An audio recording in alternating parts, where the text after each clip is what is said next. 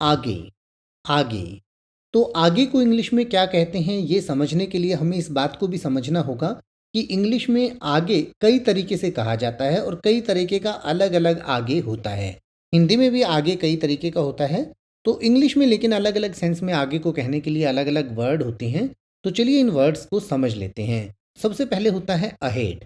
Ahead का इस्तेमाल वहाँ किया जाता है जहाँ मान लीजिए कोई एक प्रतिस्पर्धा चल रही है, कोई दौड़ चल रही है या कोई चीज़ किसी दूसरी चीज़ से आगे है तो उसको अहेड कहते हैं। या किसी चीज़ के मान लीजिए आप कहीं जा रहे हैं और उसमें कोई और आगे जाए चला जाए तो उसको भी अहेड कहा जा सकता है। यानी कि जैसे you go ahead and tell him that I am coming, यानी कि तुम आगे जाओ और आगे जाकर उसे ये बता दो कि मैं आ रहा हूँ। उसके बाद होता है फर्दर। फर्दर का मतलब होता है जैसे आपने कोई बात बता रहे हैं, उस बात में आगे उसने ये कहा तो उसको कहते हैं फर्दर। तो इसको इस एग्जाम्पल सेंटेंस से और समझ लेते हैं।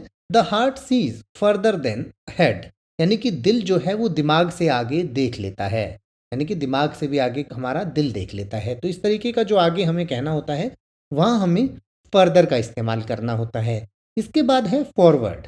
फॉरवर्ड का मतलब होता है किसी चीज़ से आगे, यानी कि मान लीजिए आप ये कहना चाहते हैं she leaned forward and kissed him on the cheek, यानी कि वो आगे की ओर झुकी और उसे गाल पर किस किया, यानी कि गाल पर उसे चूम लिया।